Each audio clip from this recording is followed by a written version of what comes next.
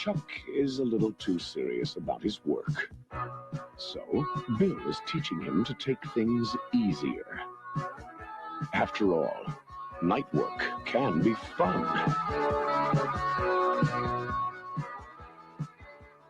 You just have to know where to look for it. Night shift.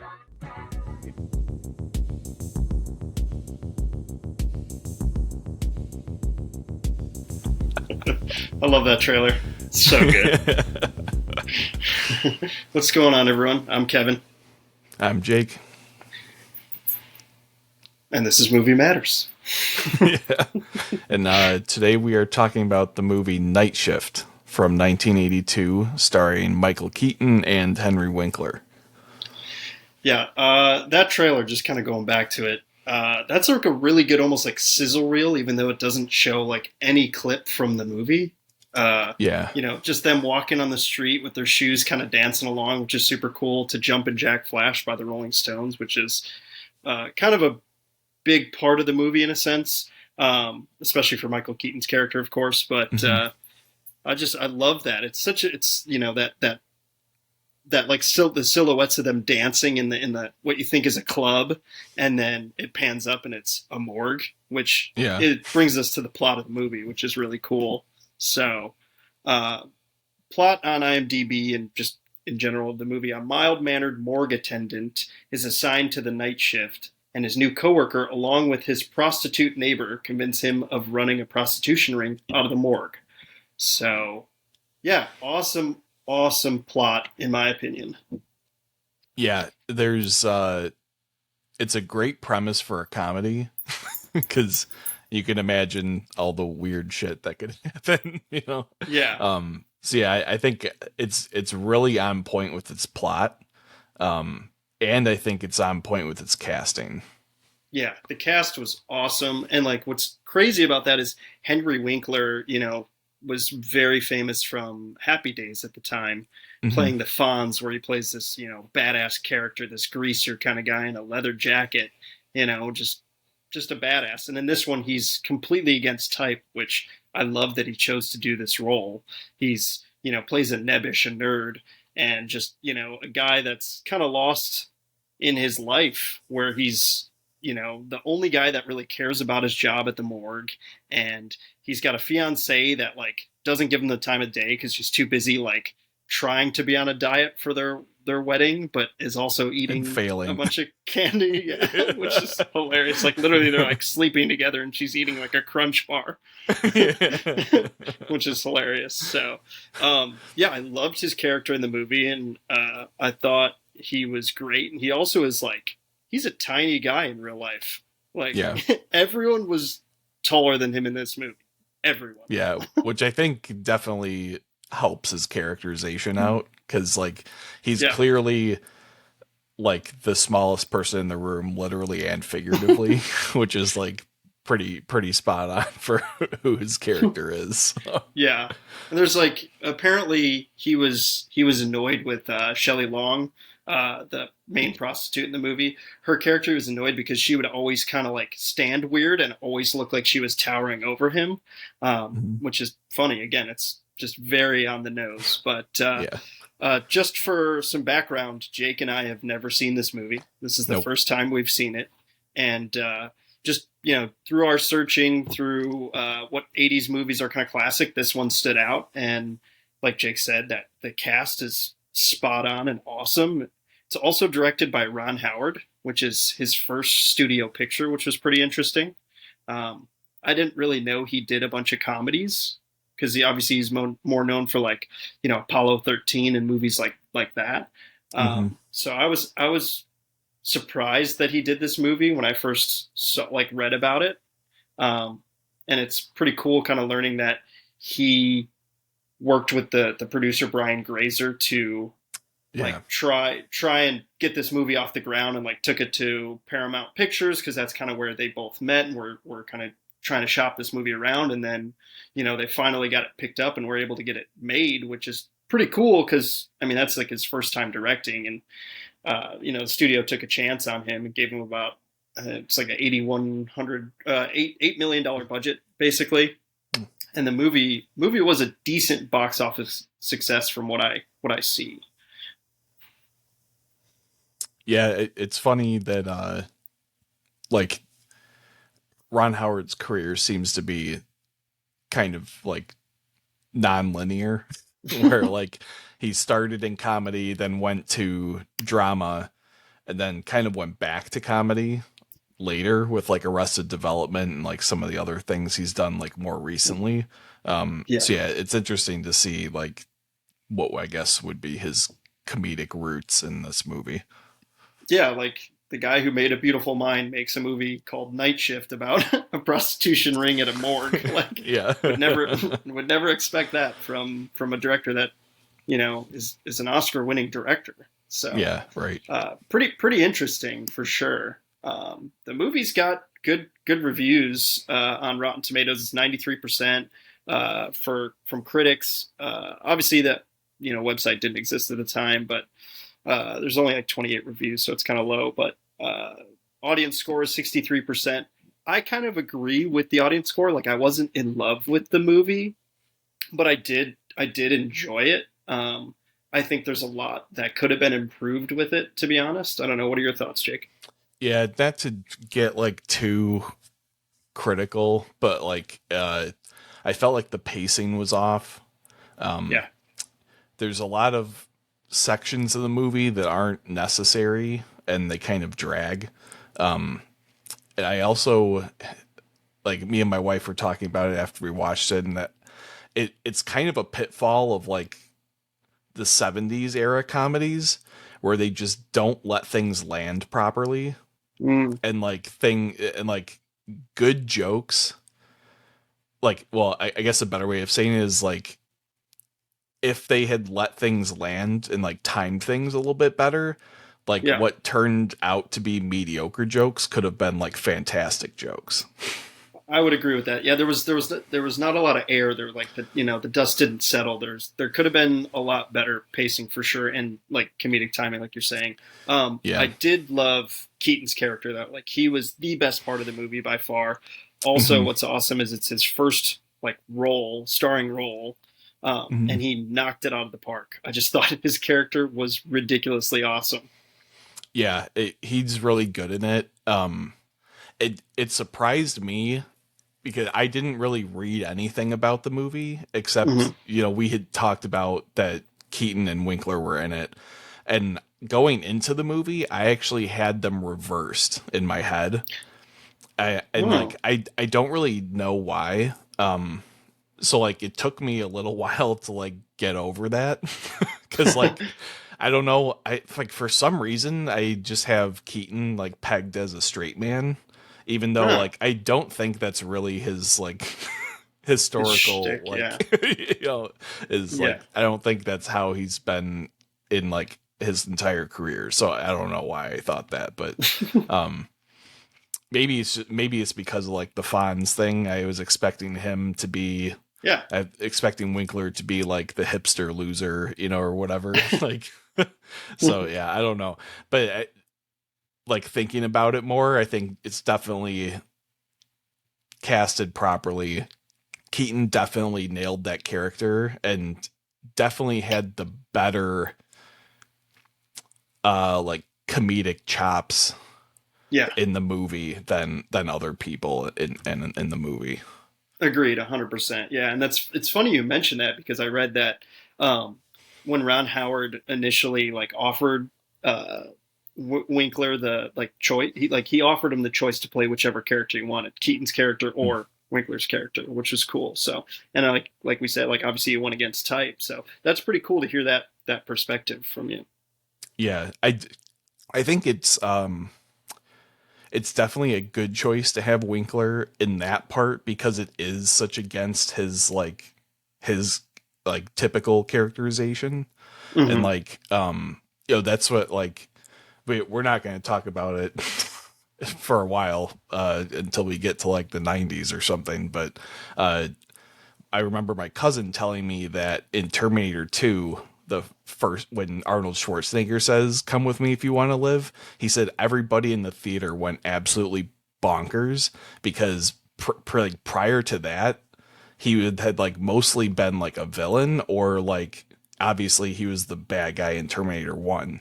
Mm-hmm. So like that like reverse of characterization sometimes is like super powerful, and like really gets people going, you know? Yeah. Yeah. Good comparison.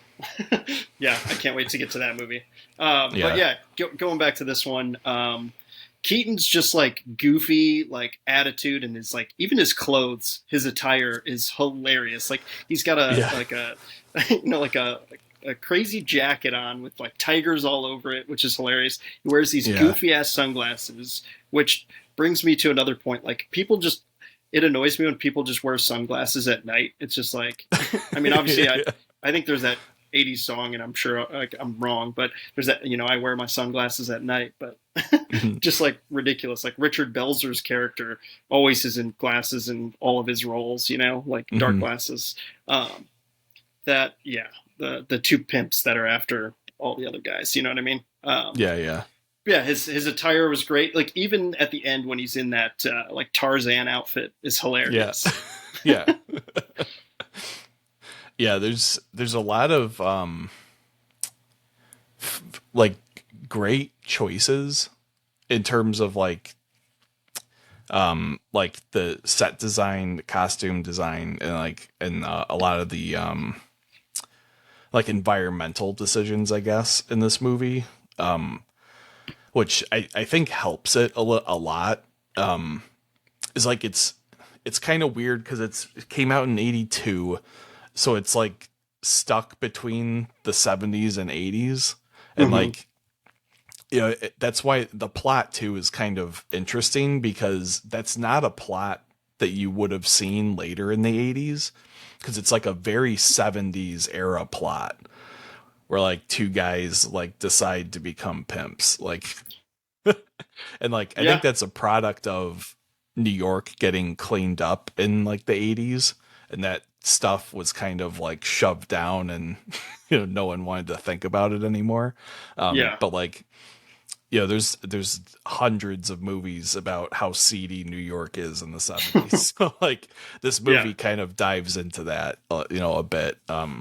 So it's like, I don't know, in some ways it helps keep it a little like timeless, because it's not so 80s that it's like easily identifiable. But yeah, I think the worst thing it has going for it in terms of that is the music, because it's so 80s with the music. It's like jazzy saxophone scores like throughout the entire movie. I'll quote Austin Powers, "Ladies and gentlemen, Mr. Burt Bacharach." He did the soundtrack, which is awesome. So super cool. But it's funny you mentioned that, like with the like prostitution being the plot. Keep in mind, like the next year, Risky Business came out, which is also prostitution, about prostitution. And then there's another one, like Detroit something. I don't know the name, but like I think we'll add it to the list for our movies for sure. We're definitely going to do Risky Business, but like New York seediness is always explored in like 70s movies and very gritty, like Martin Scorsese style for sure. But I mean, I liked the movie. Like I didn't love it. I wanted to love it, but I didn't. I don't know. I just, like you said, pacing was a little bit an issue. Like the whole middle portion, like it started getting good, and the one thing that bothered me was like Henry Winkler's fiance in it just like disappears. Gina Hecht, Charlotte in the movie, she just like disappears. And then they like later on when he gets arrested, she finds him at the jail and he's like, "Oh, you were gone in Indiana." Like just like thrown in there, just kind of like, oh, like we totally forgot about this character. Well, that's funny because while we were watching it, my wife was like, "What happened to the fiance?" And I was like, "I'm pretty sure they broke up." And then like she just shows up out of nowhere and he's like, "I thought you were in Indiana." And I was like, my wife was like, "Oh, I guess they didn't break up." I was like, "Yeah, I don't know." It's like, and she has no clue that he's running this whole prostitution ring. Yeah. And just like on the side falling in love with Shelley Long's character. Yeah. Like, okay. Yeah, I think that's just like the pitfall of some of the like extra like stuff that they tried to shoehorn in. Like, I feel like the beginning, for me, it took too long to get into the main plot point. Agreed. Is like you're maybe like 45 minutes in before they actually before Michael Keaton comes up with the idea of starting this like pimping business. And like love brokers, as they say. Love brokers. Which I love that. I think that's awesome. Yeah, like I feel like if this movie were like an hour and 20 minutes, it would have been better. Agreed. If they like cut a lot of it out. But I mean, you know, again, it's like a pacing issue. Yeah. You know, like you said, this is Ron Howard's first movie, so I'm sure this is like kind of common among like first time directors and stuff like that. So like, yeah, I think for a first showing, it's not bad. It's worth watching once, maybe twice. But yeah, agreed. I did buy it on Blu-ray. I kind of regret buying it, but I'll tell you, the picture quality was awesome. Like for an 80s movie, the picture quality is really good. But like, I do think some of the comedy was good. Like I did laugh out loud. I think some of the lines were written really well. Like, you know, Henry Winkler, when he's falling in love with Belinda, the prostitute played by Shelley Long, he says some great lines, in my opinion. I'm like, wow, this is really good. There's there's really good things, like really good threads throughout the movie that are just well written, well acted. Like when he's in the apartment and he's like, yeah, it's freezing in here, which is a good callback to her being like, oh yeah, my apartment's freezing. Oh, your apartment's warm. Good callback to that. And like him being like, I'm not freezing, like I'm sweating, because like he's, you know, falling in love with her, which I loved that. I thought it was really, really cool, really well done. Yeah, Keaton's got some great like one-liners in it too. Like Love Brokers is great. Yeah. There's a few others like throughout the movie, you know, where in his one of the like running jokes through the movie is that he has a tape recorder and he uses this tape recorder to keep track of his business ideas. So like whenever he has a business idea, he just like says it into his tape recorder, and like some of the business ideas he has are like unbelievably ridiculous. So like, yeah, that kind of keeps it fun, you know, like, yeah. I mean, I did want a little bit more resolution at the ending. Like, I feel like you know, it's like, are they going to keep the prostitution ring running? Obviously they're not. Like, he gets his job back, but it's like, it never really resolves him, like being a stockbroker, you know, like I felt like that needed to tie back in. So little background is, Henry Winkler used to be a stockbroker on Wall Street in New York. And, you know, he was stressed from it and he quit his job, and that's why he works at the morgue. But like, he gets back into that kind of mindset when he starts this prostitution ring, and he's, you know, creating everyone's paycheck, like having them invest in a burger restaurant, which was completely random.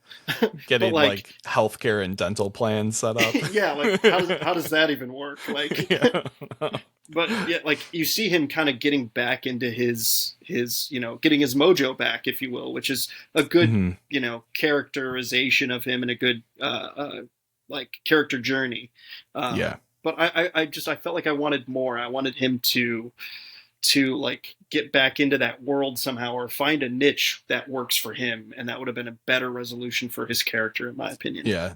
Also, him and Michael Keaton are out on bail and are like imminently going to prison. So yeah. And like they're like, oh, the city's embarrassed, so we don't want to press charges or anything like that. And then they just have a fight in this guy's office, which I think is their lawyer. And then he's like, oh, you're going to be hearing from my lawyer. And yeah, they never really explain like a lot of the things at the end very well. Like, it's just like, yeah, I feel like the ending was rushed because of the bad pacing in like the first like 3/4 of the movie, and they just had to like cram a bunch of stuff in at the end to like try and tie everything up. But yeah, it's a lot of like the scene just like changes and you're like, I don't know how we got here, but then like you just kind of roll with it and it's like, okay, like yeah, agreed. I mean, I think this could, if it could be remade, I think it could actually like be tightened up and made a lot better. Not that I want all these movies to be remade and Hollywood to keep recycling all this crap, but I think the plot is fantastic. And I think that it has the potential to be even better than this was. It would be awesome if they remade it with the exact same people. Actually, yeah, that'd be pretty awesome. It'd be hilarious to see like 60-year-old Michael Keaton acting like that. Hey, I mean, he would be ridiculous. He is a badass, though. I just saw him in The Flash, and he killed it in that. But kind of going back to the characters again, like I was saying, like I feel like the character arcs were really good. I think that was kind of the shining point of the movie, of just, Henry Winkler just always being a pushover, like getting the wrong bread, as simple as that. Like, and him, getting chased by this dog in his apartment all the time, and him being scared of life. And he did have a good character arc in that regard of him becoming a man, and that was. That tied into Michael Keaton's character arc, which I really liked, of him, being the idea man, and like one of his main ideas was let's make a man out of Chuck, Henry Winkler's character, and I really like that, and like even Shelley Long's character Belinda, like she's a prostitute and she wants kind of more out of life. They don't spend a ton of time on her, but like I did like her character a lot in the movie, and like. Her getting out of the business and falling in love with Chuck, with Henry Winkler's character, was, she gets out of it. And it was a good character arc, but I also wanted a little bit more from her. But also this is the 80s and, they don't, focus on the women as much, in my opinion, as they do the men, obviously, at this time juncture. But like, it would have been cool to see her like get a different job and get, something better in life. So again, doing like a remake on this, there's a lot of potential that could fine tune this and make it better. Yeah, for sure. Yeah. Quintessential 80s. I wouldn't call it that. Like you were saying, it's kind of hard to pin down, but like all the cars in there were pretty cool. The font and, for Night Shift, like in that trailer was good. But I would recommend watching it like once or twice, like you were saying. And I think that's about that. Yeah. I think, I mean, we already kind of touched on that. It's like kind of caught between two decades. In a way, I think it does help the movie. Like I said earlier, it kind of keeps it from being too pinned down. Like it's obviously dated, but it's not like pinned into one or the other, so it does make it a little bit more interesting. Yeah. All right. I think we're good, my friend. Yeah. Yeah, so we'll have a lot more movies coming this season. We have like over 100 on the list. Yeah, so focusing on 80s movie for this season, just how ridiculous they are and how fun they are. I mean, again, this movie was really fun. Roadhouse was really fun on the last episode. I think it'll be a fun season, and I think you guys are in for a treat. And we hope you guys take a look at some of these movies that may have been neglected or just people aren't very familiar with. Especially in our generation, like we're in our 30s, early 30s, and we grew up on 90s movies mostly and 2000s movies, not really 80s movies, and we're kind of going back into the gold mine of the 80s and seeing what's good and what's bad and what's hilarious and what's ridiculous. Yeah. Cool. All right. Yeah, and we'll see you next time. See you next time.